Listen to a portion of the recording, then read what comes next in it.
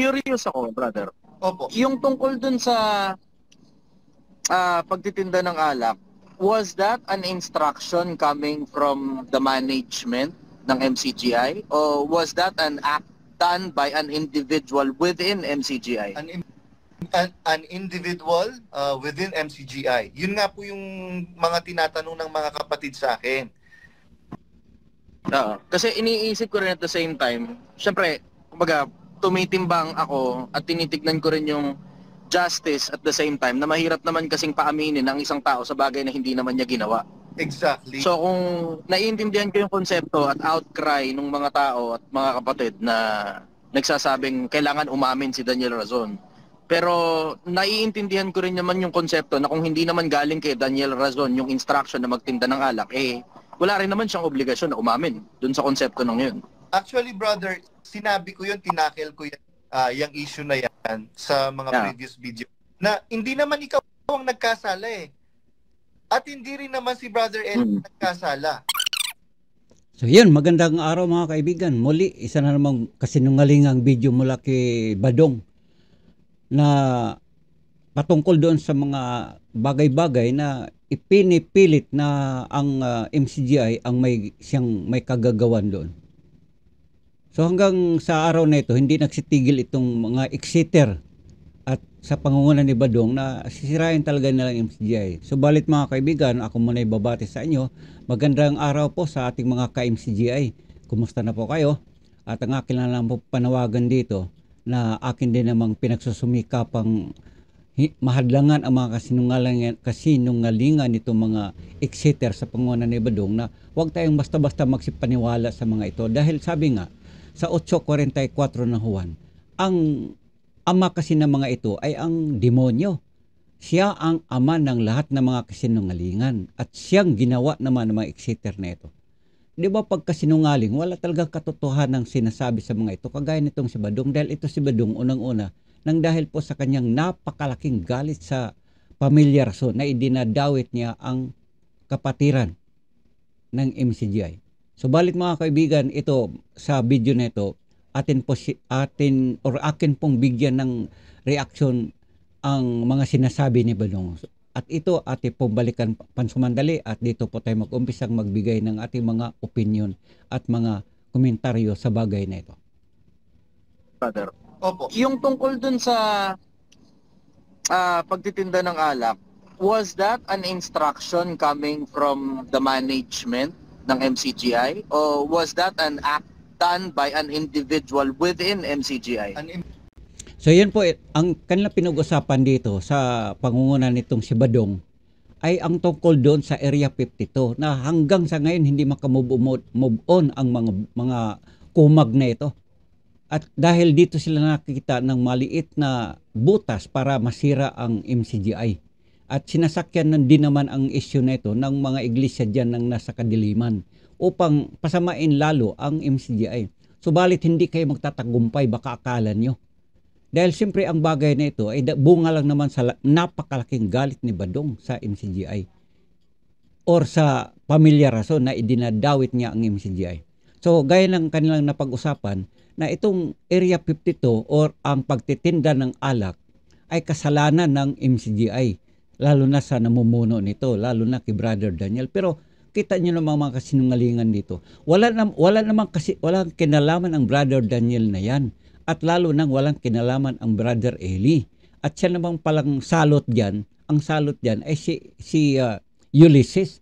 O kung ganyan pala, si Ulysses palang may kasalanan dyan, siya ang inyong kuyogin. Siya ang inyong bugbugin doon sa mga paninira, kung ano pa mang gusto niya sabihin doon sa kanya. Bakit niya dinadamay ang mga taong walang kinalaman? At dahil kaya niyo ginagawa yan, dahil yan ay personal na galit na wala kayong masabi sa doktrina dito sa MCGI, kundi dito kayo bumibira sa personal na mga bagay-bagay dito sa loob ng MCGI. An individual within MCGI. Yun nga po yung mga tinatanong ng mga kapatid sa akin. Kasi iniisip ko rin at the same time, syempre, kumbaga, tumitimbang ako at tinitignan ko rin yung justice at the same time na mahirap naman kasing paaminin ng isang tao sa bagay na hindi naman niya ginawa. Exactly. So kung Oh, exactly. Sabi na Badong, exactly. Exactlyhin mo yung mukha mo. Sinungaling ka eh. Di ba Badong? Katunayan nga, minumura mo personal, literally. Sinasabi mo, naku, naku, Badong. Kung hindi lang hindi lang tayo mapapunta sa kasamaan pagkabanggitin ko yung mga sinasabi mo.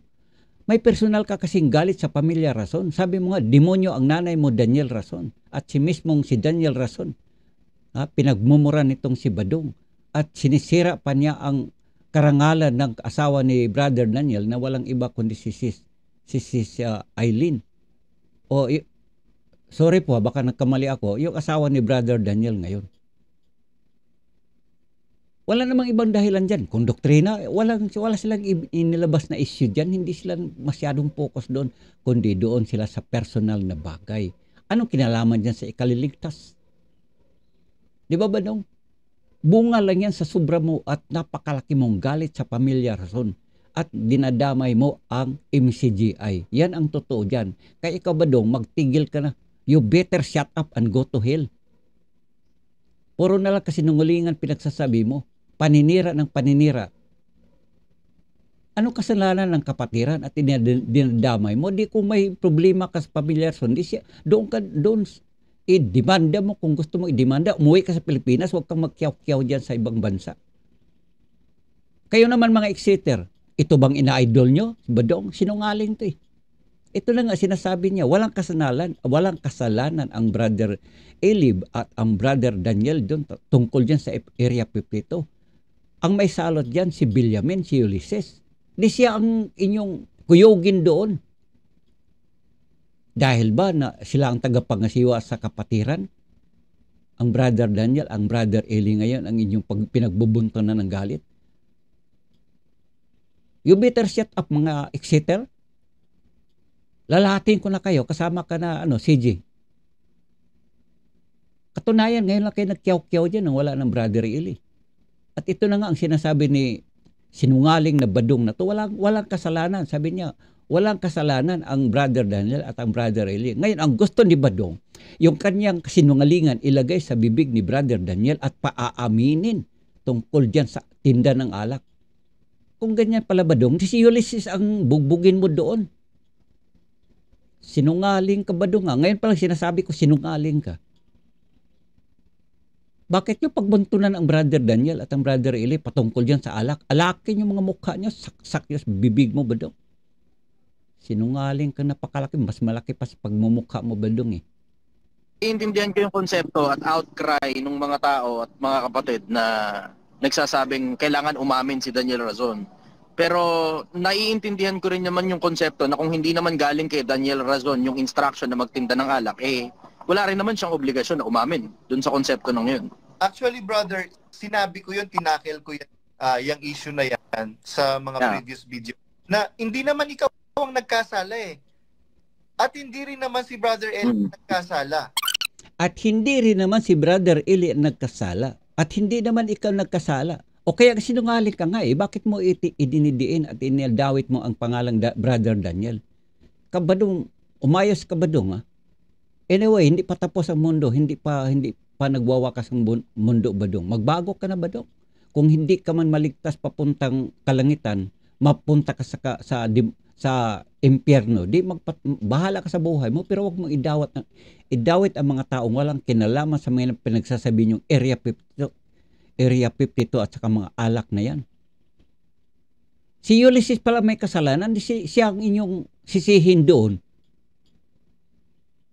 Mga Exeter na to kayo, magbago na kayo mga Exeter hoy. Tuwang-tuwa kayo, naka-exit ako sa MCGI. Di kayo, bahala kayo, magpakasama kayo. Punta kayo doon sa gusto nyong puntahan. Gusto nyo tumalon pa kayo sa kumunoy ng naglalawak ng mga apoy dyan. Hirap sa inyo eh. Nakawala lang kayo sa MCGI tapos kung ano pinagkukuda-kuda nyo dyan. Sarap nyo pag uuntugin ang ulo nyo. Ikaw Badong, lalo ka na eh. Sarap untugin ulo mo. Walang kinalaman. Sabi, wala namang kinalaman ang Brother Eli. Walang kinalaman ang Brother Daniel. Ang gusto lang pala ni itong si Badong, paaaminin. Tanga. Alam mo ba dong, tatanga-tanga ka talaga. Ha? Gusto mo yung mga gusto mong sabihin, ang gusto mong sabihin ay gusto mong isaksak sa bibig ni Brother Daniel at yun ang kanyang sasabihin. Huwag mo siyang igaya sa'yo, Badong, natatanga-tanga rin. Ha? Lahatin ko na kayo diyan, lahat mga exeter. Kasama ka na CJ. Huwag niyo idamay ang Brother Daniel sa katangahan ninyo. Ba't gusto niyo salitain ni Brother Daniel ang gusto niyo sabihin na sa mga utak niyo sinlaki ng gamunggo lang kalaki? Yung issue na yan sa mga previous video na hindi naman ikaw ang nagkasala eh. Hindi nga. At hindi rin naman si Brother Eli nagkasala. O hindi nga. Na hindi naman ikaw ang nagkasala eh. At hindi rin naman si Brother Eli nagkasala. Si Ulysses Villamin. O di siya yung sisihin. Yun, puntahan nyo doon. Hanapin yung Ulysses at itali nyo sa puno ng niyog. Bunganga mo ba doon, sarap salpaka ng bote ng alak eh. Ang may kasalanan dyan, ikaw na nga ang nagsabi, Badong, si Ulysses. O di si Ulysses, sisihin nyo. Yun, hulihin nyo doon, puntahan nyo kung saan siya nagtago ngayon. Talian nyo sa leeg, bitayin nyo doon sa puno ng malunggay. At saka wag mong igaya ang Brother Daniel Badong sa kagaya mong tatanga-tanga magsalita. Puro lang daldal. Alam mo, Badong, yung kabaklaan ng bibig mo, hindi ko sinasabi bakla ka, Badong, ha? Yung bibig mo, may mga kabaklaang pinagsasabi. At saka sinungaling pa. It's just that, na-insinuate si Brother Eli doon sa individual na yon na nakakapag-persuade kay Brother Eli. Sino po yon? Si Ulysses. Kaninong instruction nang galing? Ang nag-insinuate po nun or nag-persuade kay Brother Eli is si Ulysses Villamin. O di siyang sisihin nyo. Si Ulysses Villamin. Pero naiintindihan ko rin naman yung konsepto na kung hindi naman galing kay Daniel Razon yung instruction na magtinda ng alak, wala rin naman siyang obligasyon na umamin doon sa konsepto. Correct. Ano pakialam ni Brother Daniel doon? At saka sinasabi nga naman ni Brother Daniel na wala siyang kinalaman doon. At ito naman, di ba, nakakasundo ang mga pinagsasabi ngayon. Itong si sinungaling na Badong, sinabi naman niya na walang kinalaman ang Brother Daniel, ang Brother Eli, kundi ang may salot diyan ay si Ulysses Villamin. O di siya ang sisihin nyo. Tapos ilalagay ninyo ang gusto nyong sasabihin doon sa bibig ni Brother Daniel para paaminin nyo. Huwag nyo igaya ang namumuno sa MCGI Badong na sa kagaya mong tatanga-tanga. Yun. Wala rin naman siyang obligasyon na umamin dun sa konsepto ng yun. Okay. Yun. So, yun nga po sinasabi ko, hindi naman ikaw ang may kasalanan eh. Just admit na pasensya na po kayo mga kapatid. Hindi naman ikaw may kasalanan eh. Hindi naman ikaw may kasalanan eh. Tatanga-tanga ka talaga, Badong. Just admit. Ayan pa, admitin mo. Ikaw, Badong, ipapa-admitin kita. O tanggapin mo, Badong, ikaw ay sinungaling. Tanggapin mo. Payag ka? O ikaw, Badong, ang bibig mo, pakabalahura. O aminin mo. Aminin mo. Ano? Gawin mo? Tatanga-tanga itong Badong na to. Magbago na kayo. Kayo lahat mga exeter. Sinilalahat ko na kayo. Ikaw Badong, ikaw CJ. Ito man ang mga salot nito. Ikaw Willie Santiago. Bago na kayo, hoy. Malaki lang kasi ang galit nyo sa MCGI kaya dinadamay na nyo ang lahat ng pati walang kinalaman. At nakahanap lang kayo ng kaunting butas diyan sa Area 52 na yan at saka sa alak na yan. Ang may kasalanan dyan, di ba Badong, ikaw may sabi, ang may salot dyan ay si Ulysses Villamin. Bakit ninyo dinidiin masyado ang nangangasiwa ngayon sa kapatiran? Para gusto lang talaga kami nira. Yun ang purpose nyo dyan eh. Maninira. Sinisira. Gusto lang nyo talagang sirain at ang karangalan na iniingatan dito sa MCGI ay gusto nyo sirain. In your dreams, mga anak kayo ng demonyo. Hindi ko naman sinasabi Badong ikaw anak ng demonyo, pero parang gano'n na rin. Pinsan buo ka doon. Kasi sabi nga doon sa 8:44 ng Juan, kayo'y sa inyong amang dyablo, ang nais niya ang siya ninyong gawin. Siya ay isang ama ng mga sinungaling. Buhat pa ng pasimula. O ngayon, Badong, sinsya ka na dahil ikaw ngayon nasama ka na doon. Nasali ka na doon sa mga anak ng mga kademonyuhan. So mga kababayan, ito sa video na ito po yung patunay na talagang gusto lang talaga nilang sirain ang karangalang iniingatan ng MCGI. At nakakita sila ng kapirasong butas diyan sa tungkol sa isyu ng Area 52 at saka sa alak. Yun pala, ang Ulysses Villamin pala ang may kasalanan doon. O di ang Ulysses Villamin ang inyong doon, sisihin. Hirap sa inyo eh. Masyado kayong pasaway eh. But anyway mga kababayan, ito ay isa kong laban. Laban din naman ito sa mga sinungaling na to. Hindi rin ako makakapayag na magpatuloy ang mga kasinungalingang ito na hindi ako makapagsalita. Kagaya nga nito, wala naman palang kasalanan ng MCGI. Sa alak na yan, lalo na sa nangangasiwa. Ipinipilit lang talaga nila na ma-admit, pilitin, aminin ang tungkol dyan sa alak.